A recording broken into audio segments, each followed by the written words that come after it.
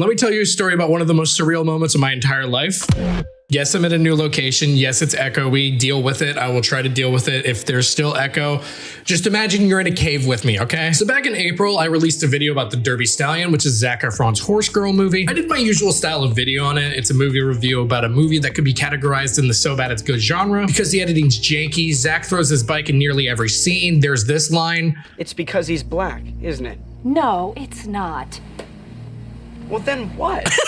The bully characters literally only exist and are only shown that they're evil because they destroy the main character's tomatoes. And the movie is building up to a steeplechase that only lasts 3 minutes. Now, despite everything I just said, I think the movie's still great. I had a great time watching it, so much so that I recommended watching it in my video. And I originally gave it a B on my original enjoyment scale, which, spoiler alert, after this video, it's gonna change.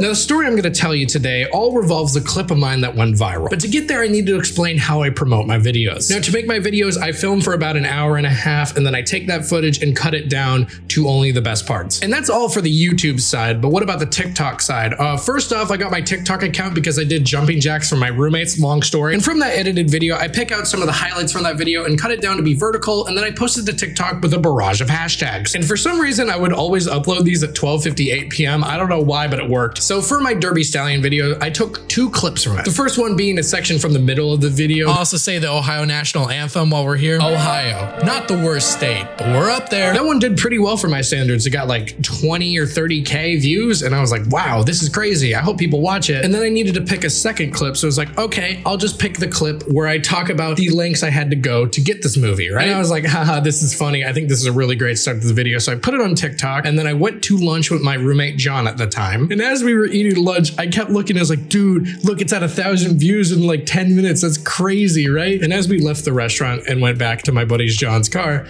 we realized the video was at like 80K views in like 30 minutes. I was like, oh my God, dude, I'm going crazy viral, dude. It was crazy. I kept getting tagged in videos about it. Like my favorite one being this guy who has the Derby Stallion lunchbox and just slowly duetted himself opening it. To this day, this video has 3.1 million views, which is the craziest number I've ever hit in my life. My family was going crazy over it, so much so that my mom changed her long-standing opinion that TikTok is the devil and you shouldn't use it to her downloading the app and constantly telling me my numbers on it.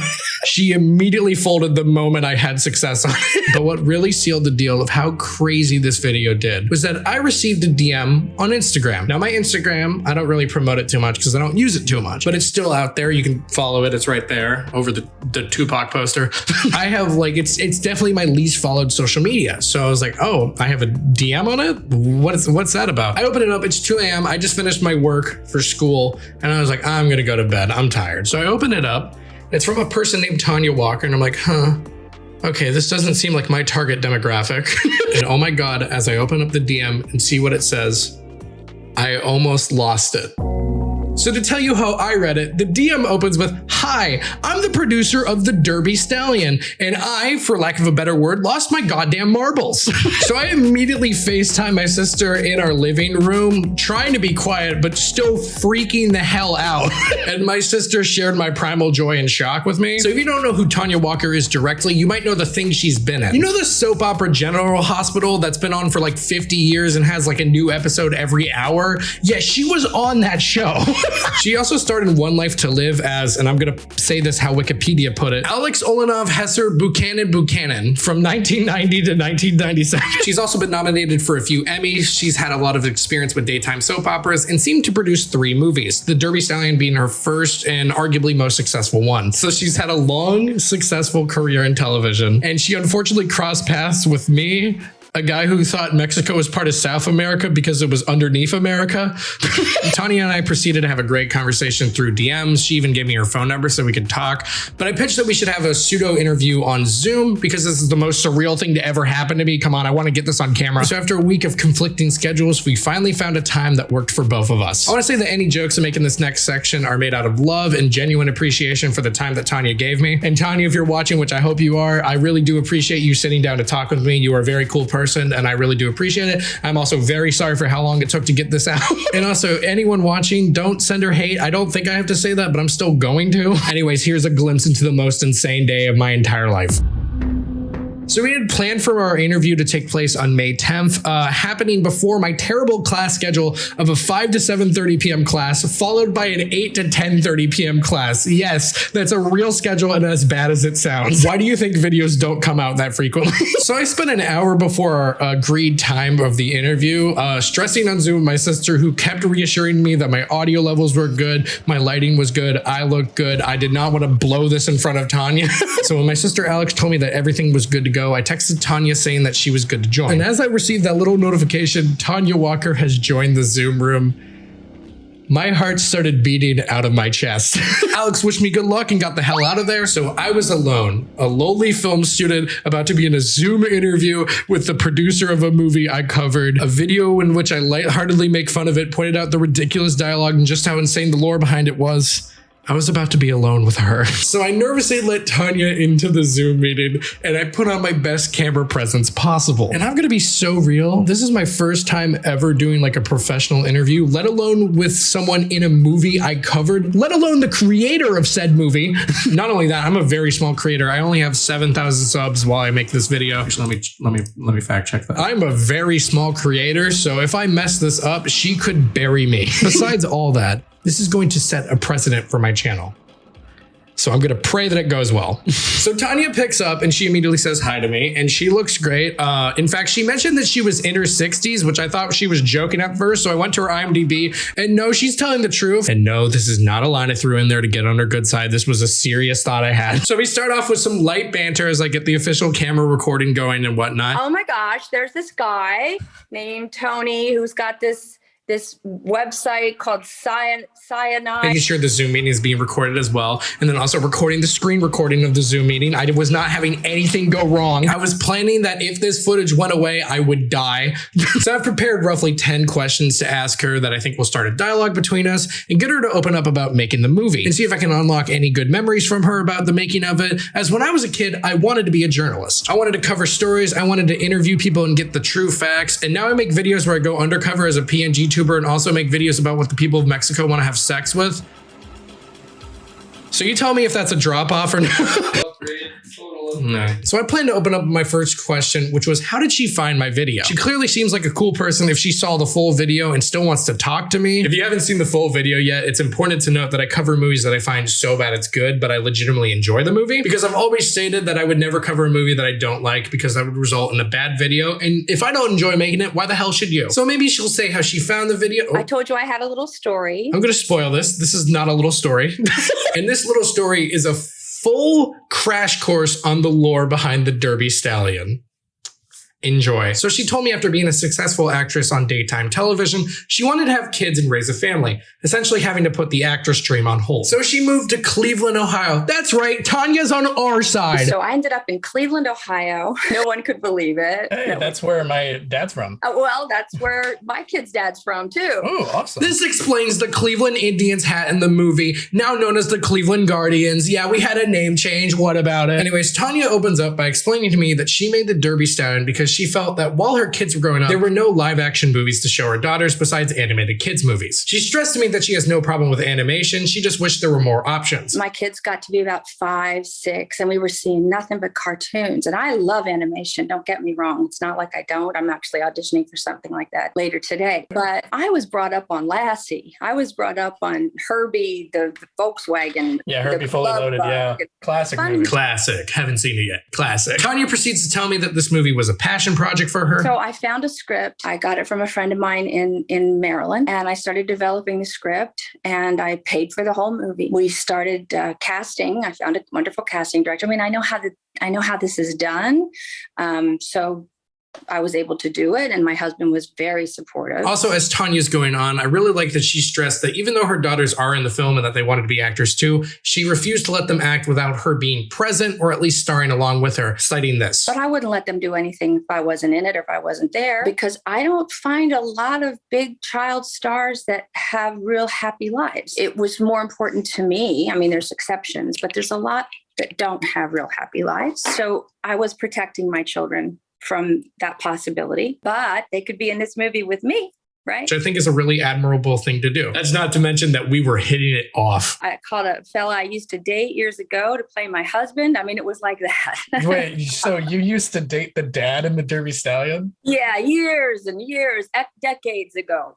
That is, oh my gosh. The more lore about this movie I find out, the more I love it. Oh, if only I knew she knew. Tonja talks about the casting process of this film, especially casting the group of guys. Donna Brower brought in tons of boys, and I'd seen this really charismatic young man on something called Summerland. He had a small part on Summerland, and I wanted to see him, and that was Zac Efron. Yeah. Mind you, watching this back, this is really awesome that I get to hear even more about the lore about a movie I covered and have become synonymous with. But if you look at me throughout this entire interview, I'm going to put the full interview on Syonide too, by the way. You can just see the stress of me messing this interview up is weighing on me. She also went into the process of casting Bill Cobbs, a very well-renowned actor, a great actor for the role of Houston Jones. And I wanted an African-American actor who had the love of his life is a girl named Julie Juliet, which I don't think you could make a faker name if you even tried. so much depth. And he was from Cleveland. Oh yeah, this is just an Ohio native story. Full stop, right? And who broke the story? A kid from Ohio. A kid from Ohio. So excited for you. Thank you, Tonja. So Tonja goes on to explain that while the Derby Stallion wasn't a hit at first, it was essentially a sleeper hit. It never had a wide release. I opened it in the two movie theaters, but then people just went crazy for the DVD, and that was great. And the lunchbox too, apparently. Oh, you name it. Yeah. It won awards and was a finalist in the London Children's Film Festival too. So with all due respect, what were the options back then? I'm so sorry, Tonja. Everybody's trying to do movies that have all kinds of different messages in them. Some are well received by parents, some are not so well received by parents. It's really none of my business. Tonja is talking her shit and I love it. But I know that this movie was always well received by parents and kids. So Tonja is really setting herself to be a cool, down-to-earth, respectful person in the film and television industry. However, it was also here that I realized she had not seen my video on the movie. She had only seen my TikTok. And if for some reason you haven't seen my video either, here's a taste. So we get a scene of Randy hitting on this girl and she's not caring for it. But the main draw of this scene for me is the extras, because like Drew Gooden says, there will always be someone who looks right into the camera. And luckily for us, that is like every extra in this scene. This girl on the right keeps staring into it. I swear to God, it looks like she's just... Sorry, Tonja. I did positively enjoy it, just not in the way she intended. I'm now glad I have not asked a question yet and assumed what she knew. So I am absolutely freaking out. I'm going crazy. Oh my God, she's asking me something. How did it come to you? How did you discover? Why did you start thinking about it? Oh no, that's the worst question she could have asked. I'm so sorry for this, Tonja. I tell Tonja that I lean towards the niche side of movie reviews, citing movies with lovable jank. I ask her if she knows what I mean, which is every rapper's favorite sentence, and she tells me this. No, what's jank? Like, you know, like maybe some editing has some funny moments, like it cuts a little fast and something like that. Oh, okay. It is so funny seeing me try to squirm around saying the word bad in front of a person giving me the time of day. Shout out to Tonja. She laughed at one of my jokes. Thank you. Anyways, we got the conversation back on track and I asked her if she was already planning on redistributing the movie before my video came out. And she said that she actually was. Also, by the way, you can stop messaging and commenting that the movie's now on streaming. I know that. She told me that. That's why she talked to me, because the movie's now on streaming. By the way, you can go check it out now. I had a lovely chat with her. She created the goddamn movie. I caught the light again. Guys, stop. She got the movie on streaming. You can stop messaging me, for the love of Julie Juliet. We also discussed Billy Preston and his role in this film, seeing if it truly was the last thing he worked on. And it was.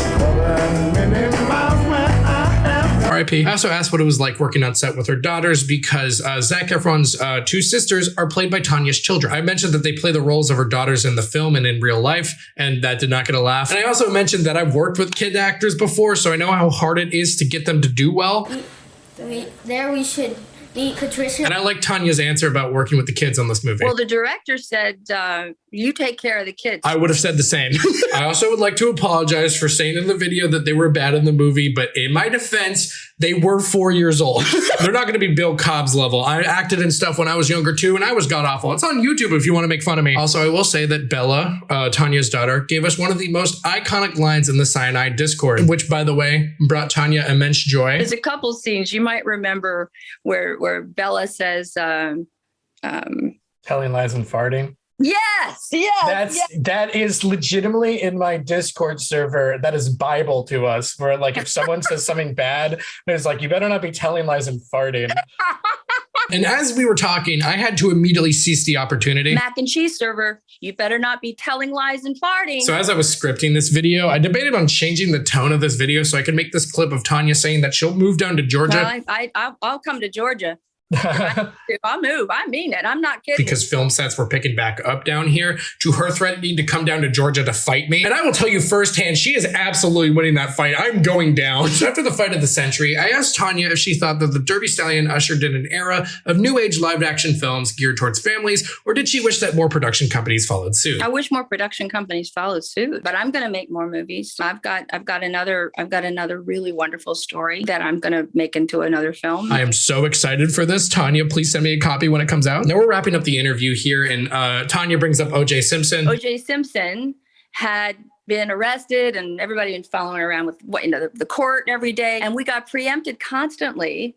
And it was really the beginning of the end of daytime TV. We're wrapping up, and she actually talked about how my grandparents had the movie. And I told her, no, I don't think we do, because we must have lost it when they moved. And while I was annoyed at the time, God, how did that happen again? So weird how the little bites light is. Yeah, the little. I have my second light on 2 fucking Little Bites things. I'll take a photo of this right now. So this light on my camera keeps falling off, but these 2 fucking Little Bites.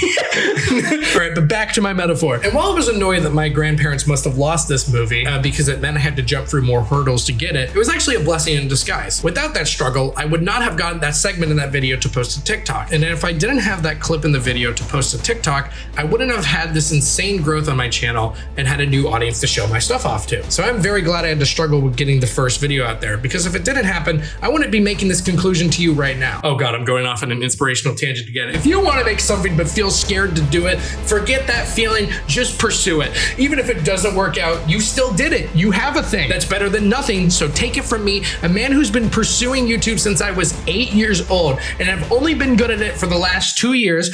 I am now almost 20, and I finally have something to show for it. Do not let fear consume you, or procrastination consume you like it did me, because like I said, I filmed this interview in May and it is now September, and I'm praying that I get this video out before the end of the month. I am so goddamn sorry, Tonja. I promise my life has been fucking crazy.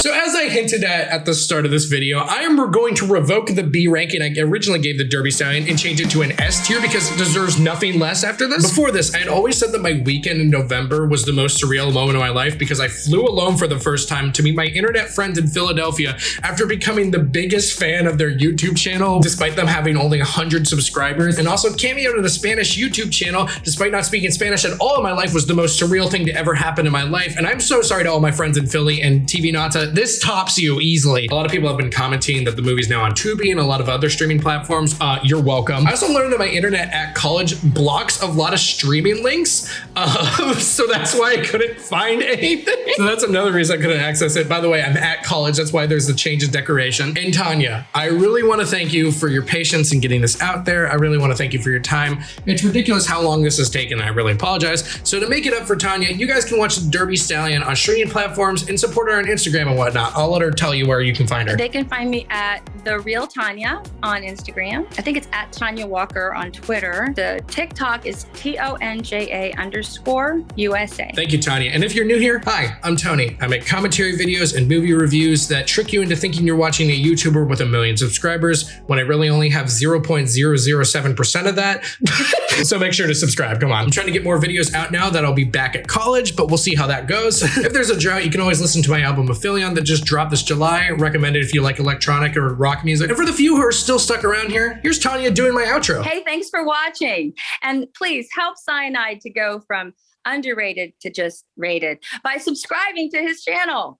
I would. You heard it from her. Go subscribe. And actually, thank you for 8,000 subscribers if I've hit it by the time this video's come out. Also, while you're still here, don't forget to politely press that like button, as it's been smashed too many times. If you like this video, there's plenty more that'll pop up by my head. I really recommend it. If you like this one, go stream Aphelion, and I'll see you all later. Have a great day. Bye.